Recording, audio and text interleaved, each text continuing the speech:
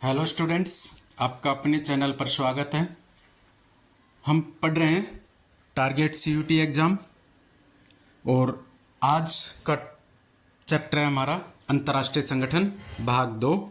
यदि आप इस चैनल पर पहली बार आए हैं तो चैनल को सब्सक्राइब करें और अपने दोस्तों के साथ शेयर करें ताकि उन्हें भी इस बात का फ़ायदा मिल सके। आइए बिना कुछ देरी किए हम शुरू करते हैं। आज का पहला प्रश्न है, संयुक्त राष्ट्र संगठन के महासचिव के कार्यकाल एवं नियुक्ति से संबंधित गलत कथन की पहचान कीजिए। तो 4 कथन है, उनमें से आपको गलत कथन की पहचान करनी है कि कौन सा स्टेटमेंट सही नहीं है। पहला है, महासचिव का कार्यकाल 5 वर्ष का होता है। दूसरा है, महासचिव को पुनः नियुक्त किया जा सकता है।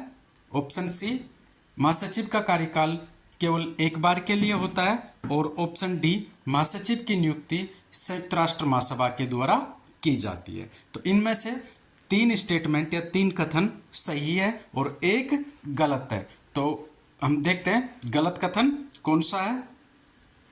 यहाँ पर गलत कथन है कि महासचिव का कार्यकाल केवल एक बार के लिए होता है। ऑप्शन होगा सी, एक बार के लिए नहीं होता है बल्कि उसको दोबारा नियुक्त किया जा सकता है। तो यहाँ पर राइट आंसर होगा सी। तो देख लेते हम व्याख्या क्या कहना चाह रही है कि महासचिव का कार्यकाल सामान्यतः 5 वर्ष का होता है और पुनः नियुक्त भी किया जा सकता है, दोबारा भी बनाया जा सकता है। नियुक्ति औपचारिक रूप से संयुक्त राष्ट्र महासभा के द्वारा की जाती है, जबकि नियुक्ति की सिफारिश संयुक्त राष्ट्र सुरक्षा परिषद करता है। सिंपल भाषा में मैं बता देता हूं कि क्या होता है कि जब भी कार्यकाल पूरा होता है महासचिव का तो आवेदन मांगे जाते हैं। पहले परंपरा ये थी कि राष्ट्र दूसरे के लिए नॉमिनेशन करते थे कि हमारी तरफ से ये उम्मीदवार है, होता राष्ट्रीय उम्मीदवार, यहाँ पर भी किसी भी राष्ट्र का कोई व्यक्ति उम्मीदवार होता है। पर वर्तमान में खुद व्यक्ति भी अप्लाई कर सकता है कि मैं संयुक्त राष्ट्र महासभा का महासचिव बनना चाहता हूँ। अब जो प्रस्ताव आते हैं उस पर महासभा विचार करती है कि किसको नियुक्त किया जाए। फिर महासभा प्रस्ताव भेजती है सुरक्षा परिषद को और ज़्यादातर चांस ये होते हैं कि सुरक्षा परिषद उसी व्यक्ति को नियुक्त कर देती है। जैसे हमारे यहाँ पर होता है ना कि राज्यपाल का प्रस्ताव प्रधानमंत्री और मंत्रिमंडल के द्वारा भेजा जाता है और ज़्यादातर चांस क्या होता है कि राष्ट्रपति उन्हें नियुक्त कर ही देते हैं। तो ऐसे ही महासचिव की नियुक्ति की जो सिफारिश है वो करती है महासभा और नियुक्ति की जो कन्फर्मेशन है वो सुरक्षा परिषद देती है। नेक्स्ट क्वेश्चन है कि संयुक्त राष्ट्र संगठन के महासचिवों को उनके कार्यकाल के क्रम या पुराने से नए के रूप में व्यवस्थित कीजिए। तो एक महासचिव इनके यूथांट, दूसरे डैग हैमरशोल्ड, कोफी अन्नान और बान की मून। इन चारों को जो जिस क्रम में रहे हैं उस क्रम में आपको सजाना है। तो यहां पर राइट ऑप्शन होगा ए। सबसे पहले जो रहे हैं वो रहे डैग हैमरशोल्ड, उसके बाद रहे यूथांट, उसके बाद रहे कोफी अन्नान और सबसे लास्ट में रहे बान की मून। तो आइए हम व्याख्या में देखते हैं क्या कहना चाहती है व्याख्या कि कौन से कब रहे। तो डैग हैमरशोल्ड रहे 1953 से 1961, यूथांट रहे 1961 से 1971, कोफी अन्नान जी रहे 1997 से 2006 और बान की मून रहे 2007 से 2016।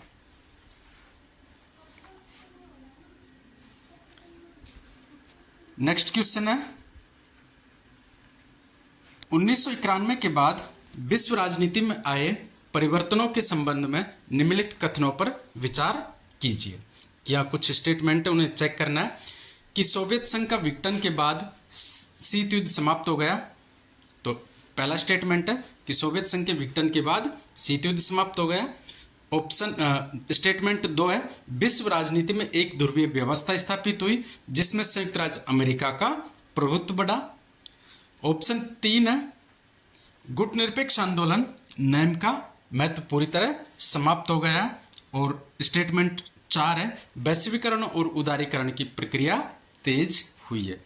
ऐसे क्वेश्चनों में हमें थोड़ा सा ध्यान रखना है कि कौन से ईयर के बाद ये बात करना चाह रहा है। तो यहाँ पे बात करना चाह रहा है 1991 के। तो इनमें से हमें देखना है कि कौन कौन से कथन सही है। तो पहला हम कथन चेक करते हैं कि सोवियत संघ के विघटन के बाद शीत युद्ध समाप्त हो गया, ये भी सही है। कथन नंबर 2 विश्व राजनीति में एक ध्रुवीय व्यवस्था स्थापित हुई है और जिसमें संयुक्त राज्य अमेरिका का प्रभुत्व बढ़ा है, ये भी सही है। कथन नंबर 3 गुटनिरपेक्ष आंदोलन का महत्व पूरी तरह समाप्त हुआ है, ये स्टेटमेंट गलत है। और स्टेटमेंट 4 वैश्वीकरण और उदारीकरण की प्रक्रिया तेज हुई है, तो ये भी कथन आपका सही है। तो आंसर चेक करेंगे हम, तो यहां पर स्टेटमेंट 3 गलत है, तो बचेगा 1, 2 और 4। तो वो कौन से ऑप्शन में हमारे यहां में? ऑप्शन बी आपका राइट आंसर रहेगा। कौन सा? बी। आइए हम व्याख्या देखते हैं कि 1991 में सोवियत संघ के विघटन से शीत युद्ध समाप्त हुआ था। तो 1991 में सोवियत संघ का विघटन हो गया और सोवियत संघ के विघटन के साथ ही शीत युद्ध भी समाप्त हो गया। इसके बाद विश्व एक ध्रुवीय बन गया था, यूनिपोलर बन गया था। एक ध्रुवीय का मतलब है कि अब विश्व में ज्यादातर बातें अमेरिका की मानी जाने लगी और अमेरिका का प्रभाव भी बढ़ा। आर्थिक स्तर पर वैश्वीकरण उदारीकरण तेज हुआ। नेम गुटनिरपेक्ष आंदोलन का महत्व पूरी तरह समाप्त नहीं हुआ बल्कि कुछ हद तक कम हुआ। नेक्स्ट क्वेश्चन नंबर है 4। 1992 में संयुक्त राष्ट्र महासभा में एक प्रस्ताव पारित होता है इसमें सुधार के लिए। तो उस प्रस्ताव में क्या विचार थे हमें यहां चेक करने। तो एक विचार था कि संयुक्त राष्ट्र सुरक्षा परिषद राजनीतिक वास्तविकताओं को पर्याप्त रूप में नहीं दर्शाती है। एक विचार था कि इसके निर्णयों पर कुछ पश्चिमी देशों का अधिक प्रभाव देखा जाता है।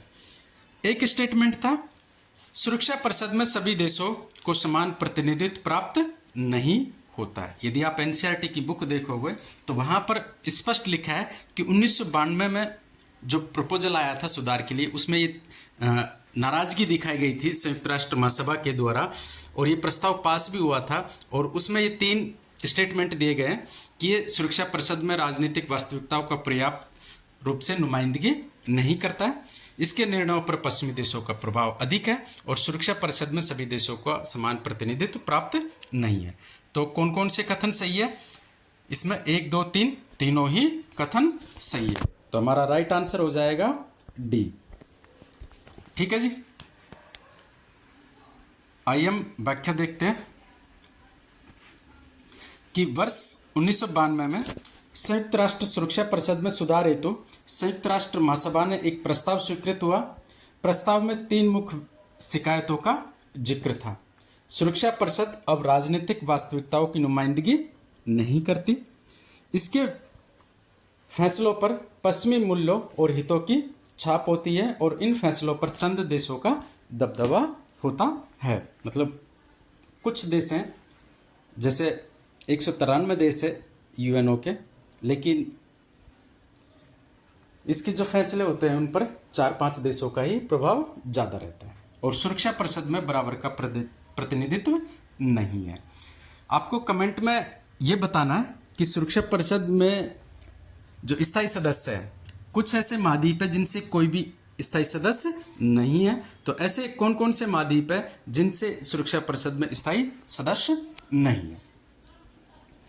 Next question. संयुक्त राष्ट्र संघ के सालाना बजट में योगदान करने वाले निम्न देशों को अधिक से कम योगदान के क्रम में व्यवस्थित कीजिए। तो आपको ये चेक करना है कि सबसे ज़्यादा कौन सा देश योगदान देता है यूएनओ के बजट में, और उसके बाद कौन सा, उसके बाद कौन सा और उसके बाद कौन सा है। तो ऑप्शन ए स्टेटमेंट 1 नंबर पर संयुक्त राज्य अमेरिका, 2 पे चीन, 3 पे जापान और 4 पे जर्मनी। तो तो इसका राइट आंसर होगा ए, क्योंकि ये इसी क्रम में दिए गए हैं। तो क्या आंसर रहेगा इसका? ए। सबसे ज्यादा संयुक्त राज्य अमेरिका करता है, उसके बाद चीन, उसके बाद जापान, उसके बाद जर्मनी। तो हम देख लेते हैं कौन कितना करता है।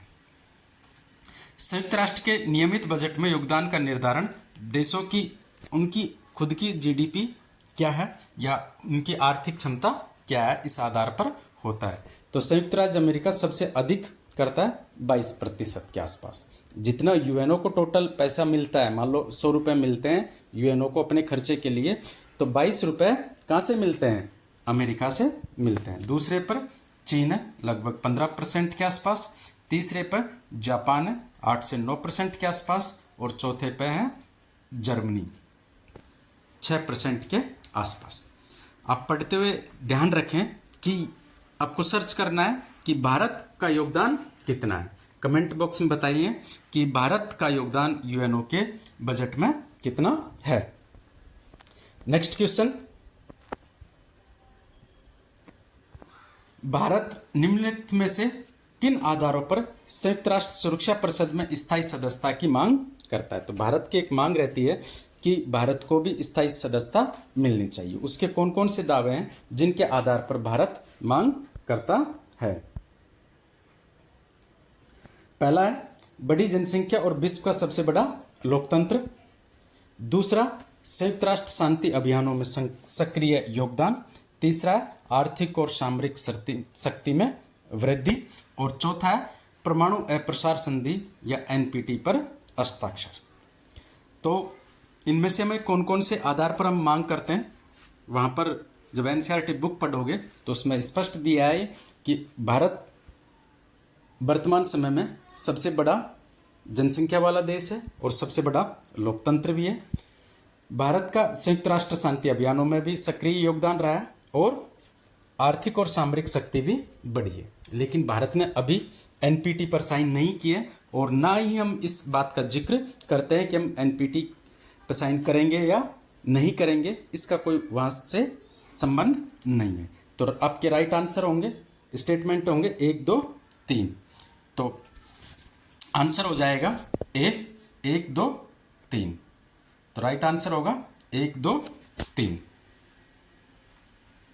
ए ऑप्शन रहेगा। तो व्याख्या देखते हैं इसकी हम।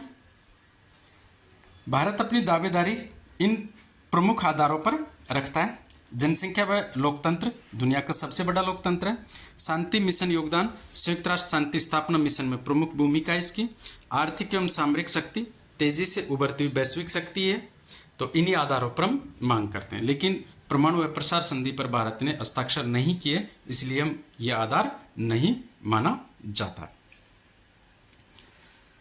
नेक्स्ट क्वेश्चन है कि संयुक्त राष्ट्र संघ का वह कौन सा अंग है जो अब अस्तित्व में नहीं है या समाप्त कर दिया गया है? जब संयुक्त राष्ट्र बना था उस समय यह अंग था, लेकिन अब वर्तमान में काम नहीं कर रहा है। कौन सा अंग है वो पहचानना है। ऑप्शन ए अंतर्राष्ट्रीय न्यायालय, ऑप्शन बी न्यास परिषद, ऑप्शन सी आर्थिक एवं सामाजिक परिषद और ऑप्शन डी सुरक्षा परिषद। तो इन तीन का तो आपने नाम सुना ही होगा भी, जो वर्तमान में काम कर रही है। अंतर्राष्ट्रीय न्यायालय भी है, आर्थिक सामाजिक परिषद भी है, सुरक्षा परिषद भी है। तो कौन सा नाम अब वर्तमान में हम नहीं सुनते हैं, वो नाम है न्यास परिषद। तो आपका राइट आंसर रहेगा इसमें बी, न्यास परिषद। ठीक है, देखते हैं हम न्यास परिषद के बारे में डिटेल क्या है हमारे पास। तो न्यास परिषद का उद्देश्य उपनिवेश या ट्रस्ट क्षेत्रों को स्वतंत्रता दिलाना था। जब द्वितीय विश्व युद्ध समाप्त हुआ तो यूएनओ में एक विचार आया कि कुछ देश उस समय ऐसे थे जो अपना प्रशासन खुद नहीं चला सकते थे। तो उन देशों की प्रशासन चलाने की जिम्मेदारी न्यास परिषद को दी गई और उनको ये काम दिया गया कि ये देश हैं जो अपना प्रशासन खुद नहीं चला रहा है, इनको इस बात का में सक्षम बनाए कि वो प्रशासन खुद चला सके। या ऐसे क्षेत्र जो उपनिवेश थे या दूसरे राष्ट्रों के अधीन थे। तो अब जो अंतिम ट्रस्ट क्षेत्र था पलाव, वो खुद स्वतंत्र हो गया और सक्षम हो गया। तो उसके बाद न्यास परिषद का कार्य लगभग समाप्त हो गया। इसके बाद इस परिषद ने अपना काम स्थगित कर दिया, इसलिए इसे आज व्यावहारिक रूप में निष्क्रिय माना जाता है, जबकि अन्य अंग आज भी सक्रिय है। नेक्स्ट क्वेश्चन है, संयुक्त राष्ट्र सुरक्षा परिषद में सबसे अधिक वीटो शक्ति का प्रयोग किस देश ने किया है? तो क्या अनुमान लगाते हो आप कि किस देश ने सबसे ज्यादा वीटो पावर का यूज किया है? आपने पिछले वीडियो में देखा था कि वीटो पावर का शाब्दिक अर्थ है निषेध करना, एक क्वेश्चन था और लास्ट ईयर वो सीयूटी में भी आया था। तो यहाँ पर सबसे अधिक वीटो का प्रयोग करने वाला देश है रूस या पूर्व सोवियत संघ। तो सबसे ज़्यादा वर्तमान रूस, या जब 1991 तक सोवियत संघ के रूप में था तो सबसे ज़्यादा प्रयोग किसने किया था, रूस ने या सोवियत संघ ने? तो देखते हैं किसने कितनी बार लगभग किया। तो सोवियत संघ और उसके उत्तराधिकारी रूस ने मिलकर सबसे अधिक बार वीटो का प्रयोग किया, लगभग 135 से 40 के आसपास तक, 140-35 के आसपास। शीत युद्ध के दौरान यूएसएसआर ने वीटो का बहुत व्यापक प्रयोग किया था। संयुक्त राज्य अमेरिका दूसरे स्थान पर आता है, जबकि अन्य स्थायी सदस्यों ने अपेक्षाकृत कम प्रयोग किया है। नेक्स्ट क्वेश्चन है कि वर्तमान एक ध्रुवीय विश्व व्यवस्था में संयुक्त राष्ट्र की निर्णय प्रक्रिया एवं कार्य प्रणाली पर संयुक्त राज्य अमेरिका का प्रभाव अधिक क्यों माना जाता है? यूएनओ पर एक क्वेश्चन मार्क लगता है कि इसकी जो कार्य प्रणाली है उस पर सबसे ज्यादा प्रभाव किसका है? अमेरिका का। तो उसके पीछे क्या कथन है, क्या कारण है, उनको हमें चेक करना है। तो पहला कथन है कि संयुक्त राज्य अमेरिका विश्व की प्रमुख आर्थिक एवं सैन्य शक्ति है। दूसरा कारण है संयुक्त राष्ट्र सुरक्षा परिषद में अमेरिका स्थायी सदस्य है एवं वीटो शक्ति भी रखता है। तीसरा है संयुक्त राष्ट्र के नियमित बजट में अमेरिका का सर्वाधिक योगदान है। और चौथा है अमेरिका अंतर्राष्ट्रीय निर्णयों को एक तरफा लागू करने की वैधानिक शक्ति रखता है। हमें बहुत बार स्टेटमेंट को यदि हम ध्यान से पढ़ते हैं तो वो स्टेटमेंट में पता चल जाता है कि कहना क्या चाह रहा है। ऊपर के तीनों स्टेटमेंट सही है कि अमेरिका विश्व की आर्थिक एवं सैन्य शक्ति भी है, संयुक्त राष्ट्र सुरक्षा परिषद में स्थायी सदस्य भी है, वीटो पावर की भी है इसके पास, और पिछले क्वेश्चन में आपने देखा था कि सर्वाधिक योगदान भी देता है। लेकिन अपने निर्णयों को एक तरफा लागू करने की किसी के पास वैधानिक शक्ति, कानूनी शक्ति नहीं है। तो इसका आंसर रहेगा, कौन से स्टेटमेंट सही हो जाएंगे इसके? 1, 2, 3। तो आपका आंसर होगा ए, राइट आंसर हो जाएगा ए कि 1, 2, 3 सही है, चौथा स्टेटमेंट गलत है।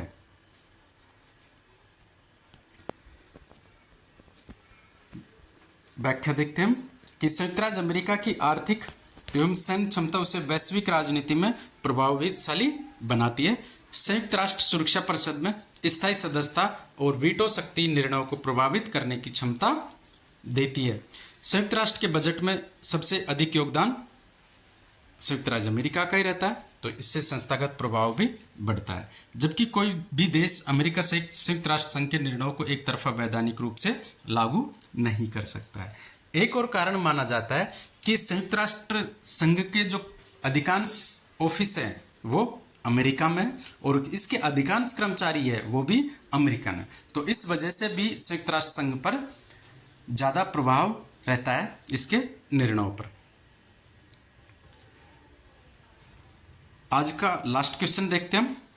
संयुक्त राष्ट्र दिवस कब मनाया जाता है? ये एक क्वेश्चन आया है सीयूटी 2024 में। 20 अक्टूबर, 24 अक्टूबर, 22 अक्टूबर और 26 अक्टूबर। ये क्वेश्चन तो इसका आंसर तो मैक्सिमम बच्चों को आता ही होगा, क्योंकि जब भी हम चैप्टर पढ़ते हैं तो इसका जिक्र करते हैं। तो इसका राइट आंसर होगा, क्या होगा? 24 अक्टूबर। सी आंसर रहेगा इसका। व्याख्या देख लेते हैं कि क्या डिटेल है इसके बारे में। तो संयुक्त राष्ट्र दिवस हर वर्ष 24 अक्टूबर को मनाया जाता है और इसी दिन 1945 में संयुक्त राष्ट्र संघ आधिकारिक रूप से अस्तित्व में आया था। इसी वजह से 24 अक्टूबर को यूएनओ डे या संयुक्त राष्ट्र संघ दिवस मनाया जाता है। तो ये थे आज के क्वेश्चन। हमने अंतर्राष्ट्रीय संगठन को 2 पार्ट में पढ़ा। यदि आपको ये वीडियो अच्छा लगा, कंटेंट कुछ समझ में आया, तो अपने दोस्तों के साथ भी शेयर करें और चैनल को सब्सक्राइब भी करें। धन्यवाद। मिलते हैं अगले वीडियो में। Thank you.